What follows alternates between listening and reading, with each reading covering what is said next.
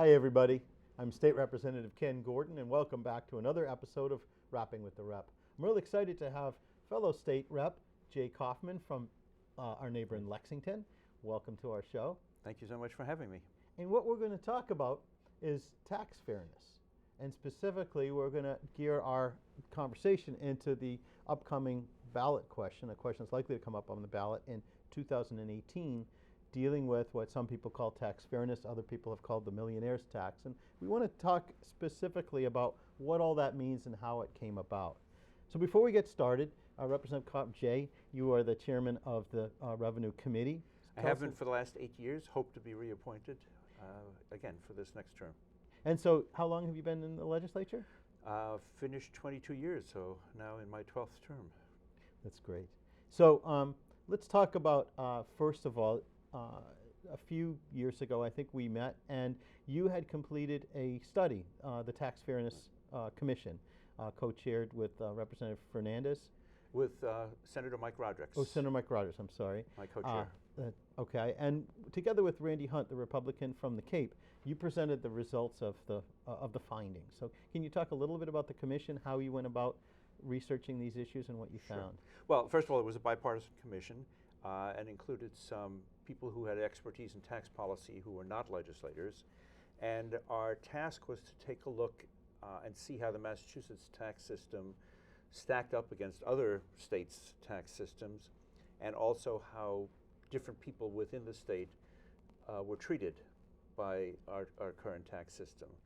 And bottom line is that we found that the taxes that we pay as Massachusetts residents are about in the middle of the pack in terms of the other 49 states.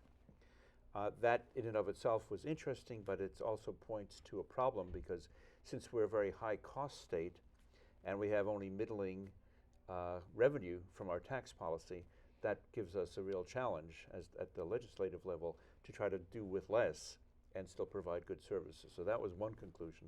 The other conclusion was that if you're poor in Massachusetts or in the middle class in Massachusetts, you're paying taxes at about twice the rate of the wealthiest here. So we have a very regressive tax system, a very unfair tax system, a very unsustainable tax system. Is it unfair or regressive because people are paying with respect to the state tax? They're paying a flat rate on the income, they're paying a flat rate on their sales tax, and then they're paying their property tax. Right. Putting that together, what percentage of your local and state tax are you paying? What percentage of your revenue are you paying? Is that the analysis? Well, again, as you pointed out, there are three fundamental forms of taxes that we pay: property taxes, sales taxes, and income taxes. Property taxes and sales taxes are known to be regressive. They fall heaviest on those least able to pay. And the income tax in Massachusetts is, by virtue of a provision of the Constitution, a flat tax. We do not have in Massachusetts a graduated income tax as we do nationally and as most states that have income taxes do. So we pay a flat, at the moment, 5.1% of income. Whether you're making $20,000 or $20 million or at any amount, you're paying the same tax rate. So what that means is, for example, when we pay our federal income tax, the more we make, the higher the tax bracket we may find ourselves in. Whereas on the state level, it doesn't matter what we make, we all pay the same percentage. That is correct. Of income. And what that results in is, therefore, the less you make, the greater percentage of your paycheck goes to taxes. Correct. Altogether. And then, what we found was that if you're in the middle class or even the poorest among us are paying about 10%, between 9 and 10% of household income in state and local taxes. If you're the wealthiest 1%, you're paying about 5%. So half the tax rate, the effective tax rate, if you're wealthy than if you're poor. So in order to... Or middle class. So in order to address this, so first of all, the proposal that is going on the ballot would create a progressive taxation form, which was to say... Not really. Okay, yep. There have been 5 attempts to amend the Constitution in the last 3 generations, which would have simply eliminated the language in the Constitution that says you can only have one tax rate for any particular class of income. That would have opened up the door for a graduated income tax. Those 5 attempts have failed.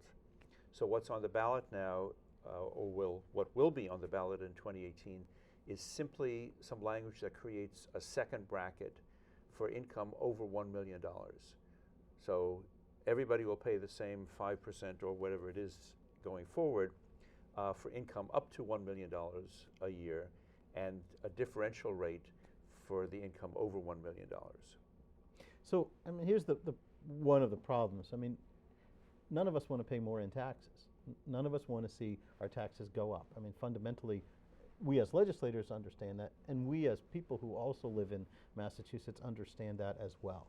And as you started off explaining that we live in a high-cost state and our taxes that we pay now are in the middle, so the legislature is looking for ways in order to pay the bills.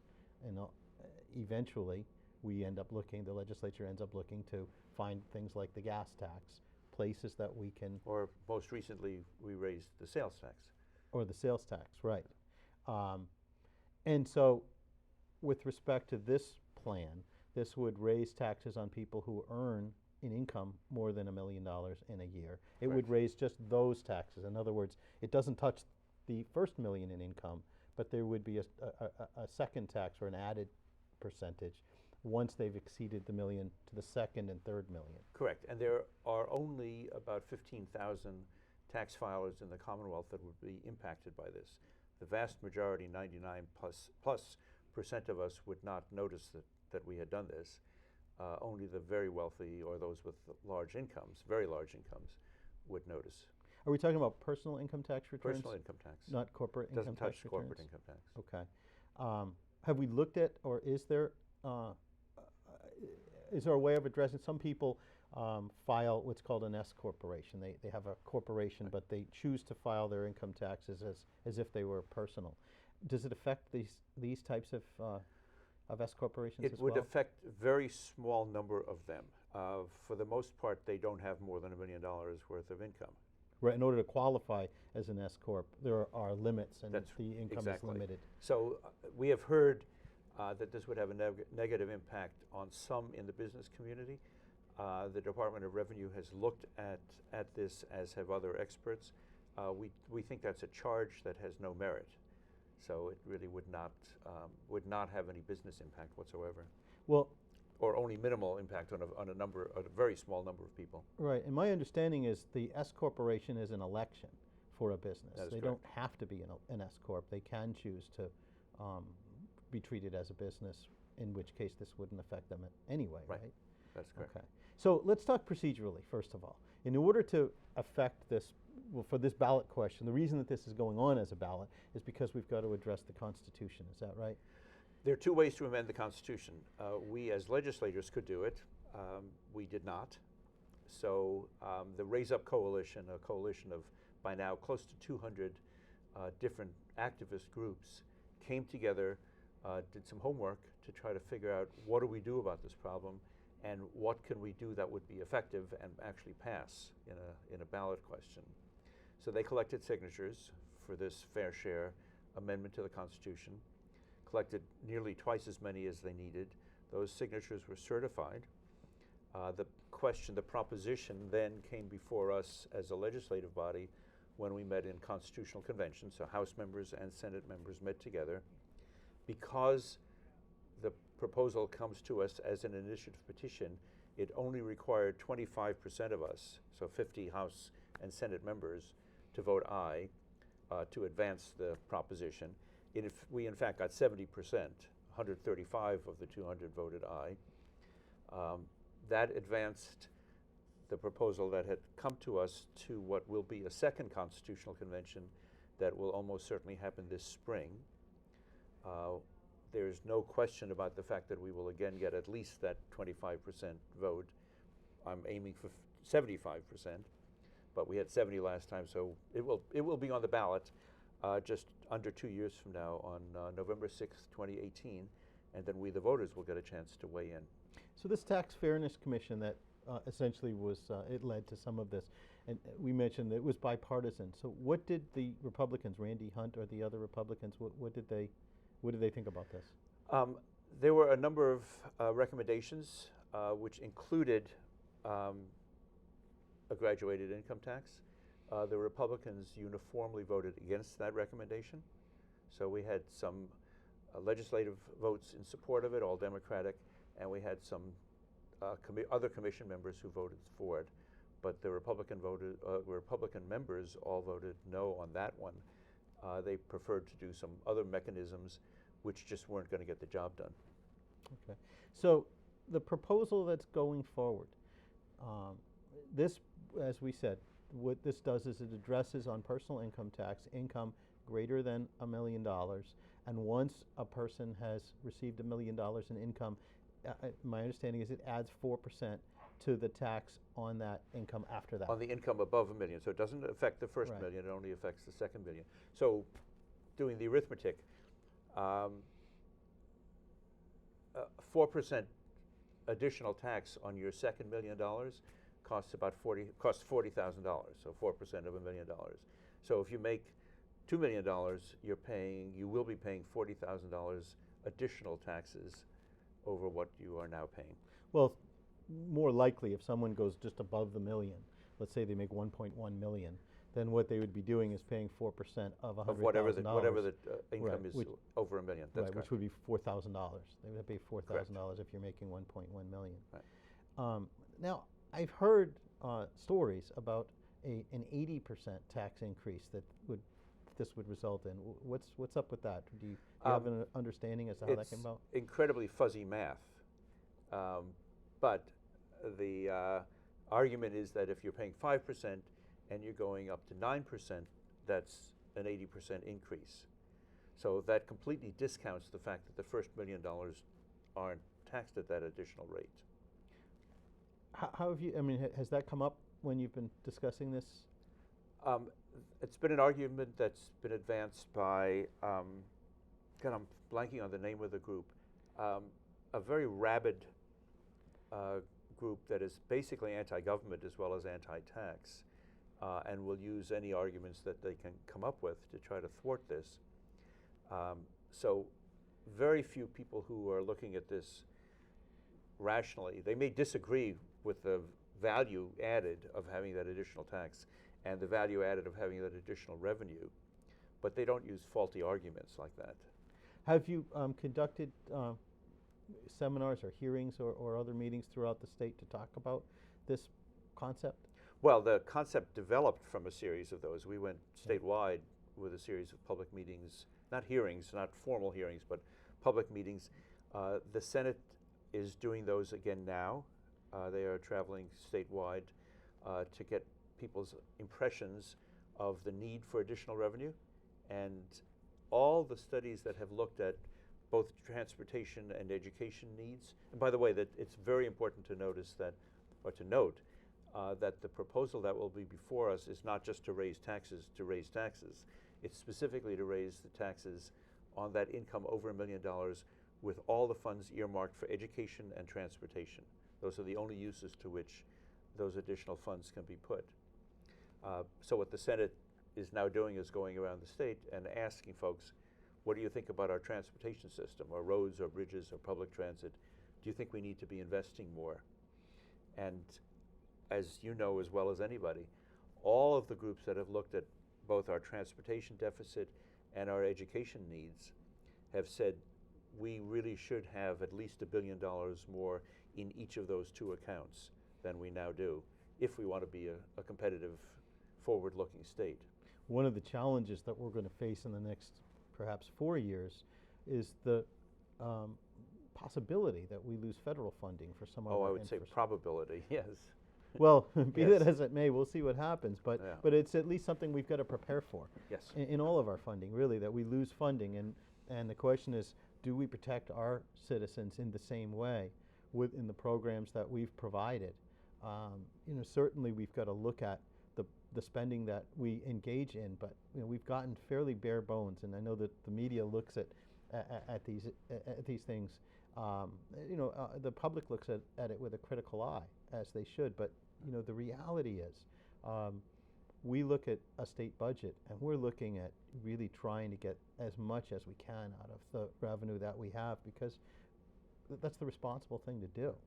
Well, I just, again, if you look at the state of roads and bridges in the Commonwealth, the number of bridges on the list, um, the endangered species list, is frightening. I mean, we're driving on roads that don't meet the highest standards of safety, and that should not be the case in a state like this.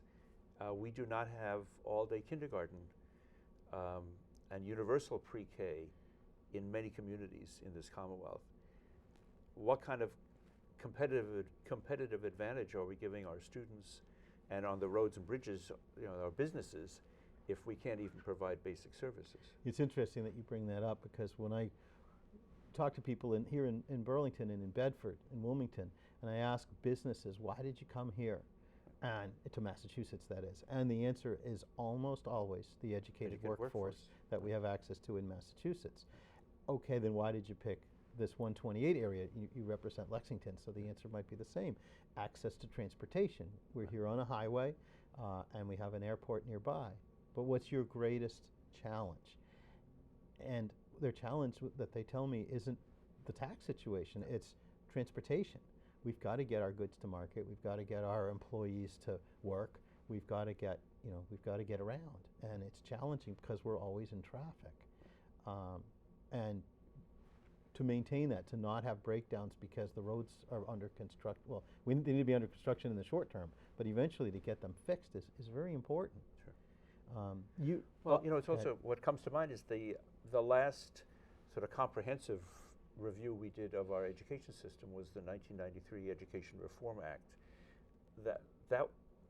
The spearhead organization for that was the Mass Business Alliance for Education. They were motivated to do this not by some abstract value conversation about how good public education can or should be. It was about how do we make sure that we're going to have employees of the future who are trained and trainable. Right. So the motivation for, at least one serious motivation for a good public education system, is to make sure the next generation is prepared for the jobs that we've got available. And if we're not doing that, where's the economic future? Right, and that's what we do in Massachusetts. And some states are coal states, some states have other resources. We're an education state. That's our economy. We develop the people that can get out on the internet and the high-tech economy and succeed in that way. But it's a very uneven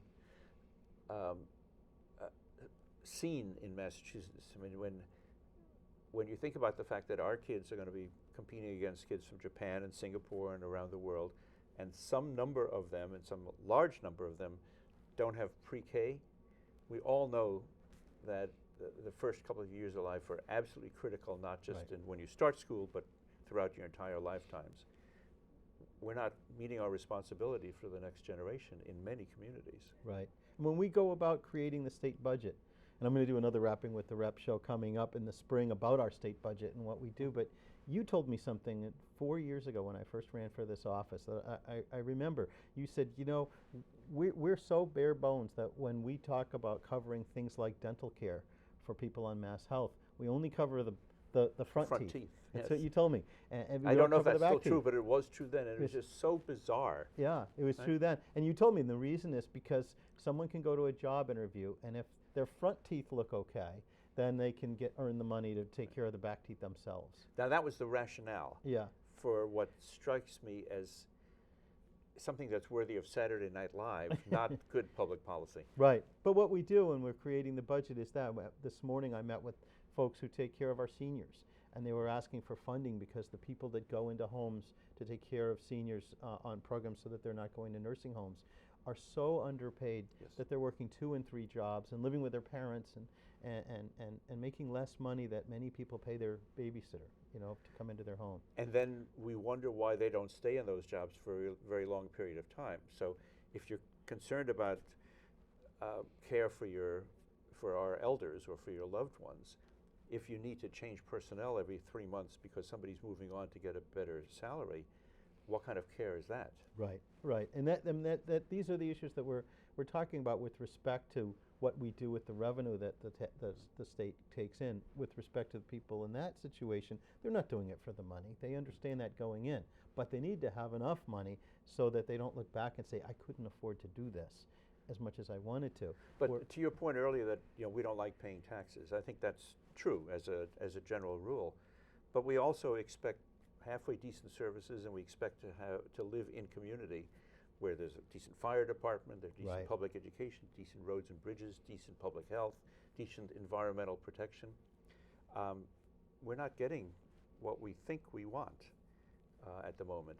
Right. And unfortunately, because of the way our Constitution limits us in terms of the kind of decisions we can make as a legislature, if we agree that we want to raise some additional money for education, for transportation, for any of the public services, the only way to do that is raise one of the taxes in a more regressive kind of way. Right. So we can only make it worse. We can't make it better Right. until we do a constitutional amendment. Right. I mean, we don't want to sit around and think about ways to raise revenue or taxes that would affect the middle class. I mean, that's. But those are the only options we have at the moment. That's right. So this proposal doesn't touch the middle class in any direct way because, again, this is $1 million in income. It doesn't take into account the value of anyone's home. It's not $1 million in property or what's in someone's bank account currently. It's income. Correct. It's only annual income. Right, right. And as we say, it's only, it's above the $1 million. And I think we've talked about this, but in my district, in Bedford and Burlington, we're talking about, I think, 70 people per town, 70 families, as far as the tax return goes per town. And as you say, once a person is earning $1 million in income, can they afford to pay another $40,000 after that? Right. If they're making $1 million and $1, they're only paying $4. 4 cents. 4 cents, right? It doesn't kick in until it's significantly over $1 million in income. And by the way, I think it is completely safe to predict that in 2018 there will be TV ads with some of the wealthy in Massachusetts saying, do this and I'm going to leave the state. But we will have at least the same number of wealthy folks from Massachusetts saying, don't do this, and I can't grow my business here, and I can't educate my family here. So we'll have some dueling millionaires, if you will, that we're going to have to endure as part of the TV campaign that year. What are some of the stories that you're hearing? So in these meetings that you've held, what are some of the arguments, either for or against, true or untrue? What are some of the things that are? Well, again, the ones that I find most compelling are when people who are making a fair living feel that they can't get their employees to work. Right.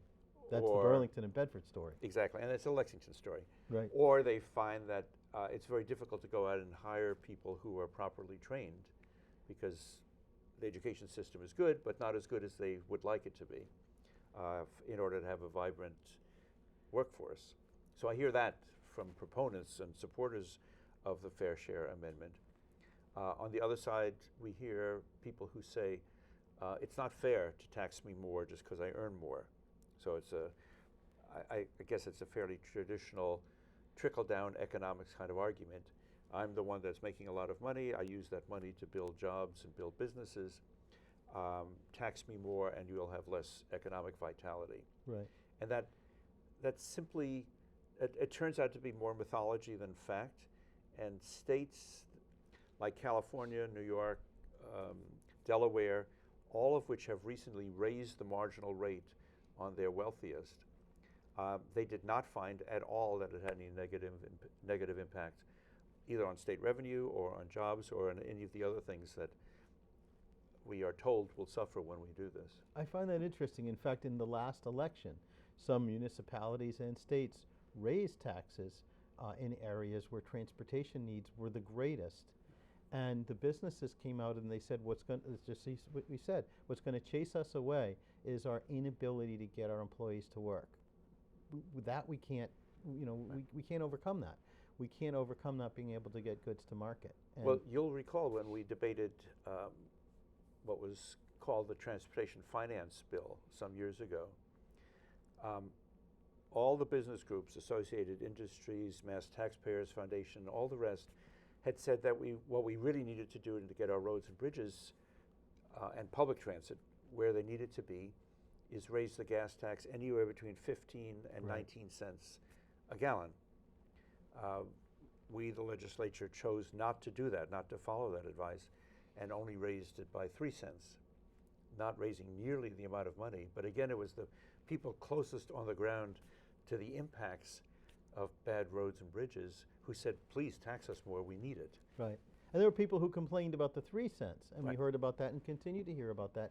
And I understand that because, again, nobody really wants to pay any more in taxes than they had before. No one wants to pay taxes, but the same people, when you think about, look at 128 right now, look at other roads that are being improved right now, we wouldn't be able to do that without the 3 cents, and we could do more, with if we had the ability to do that. And that would, we talk about generating jobs and economic development, that will help us overall because that will bring more businesses into the state and into this 128, as you say, Lexington, Bedford, Burlington beltway that we need to keep going. Well, and one of the sad ironies of the evolving debate about this is that the very groups that come to us and say we need more money for education and we need more money for roads and bridges and for public transit, those same groups are saying we don't like this fair share amendment to the Constitution. So they don't have a better proposal. They just are taking a very anti-tax position. And I don't quite know how we meet their demands for better services if we don't have their cooperation in figuring out where the money's going to come from. Right. As you say, have they come up with anything as to how to pay for what they're looking for? No. And that's a significant answer. Right. And I think that I have to give credit for all this to this 200 organization, the Raise Up Coalition. They went out and collected a lot of signatures. Right. Not a single paid signature gatherer, unlike some other initiative petitions. So this was all just common folk going out there talking to other common folk saying we need additional money here, and this is the only fair way to raise it. So folks, one of the reasons why I wanted to start this cable show, Rapping with the Rep, was to bring information to you, to our viewers and our residents in our district, as well as those around us, so that if you have questions after watching this, you can contact my office and I can contact Representative Kaufman's office. We can get to you because this is you're going to see this on the ballot in 2018. There's a story behind it. There are facts behind it, but there are myths behind it as well, as we see in elections. It's an advertising war that goes on, information war. What are some of the takeaways that you would like our viewers to keep in mind as we progress toward 2 years from now when they see this on the ballot? Well, I think the number one is that we've got a crying need in the areas of transportation and education. Number two, this is designed as a way to moderate our current tax system to make it fairer. And it is very specifically targeted at not only making the system fair, but raising money for the very items that we all seem to agree we need to be investing in, education and transportation. So this isn't an across-the-board tax increase.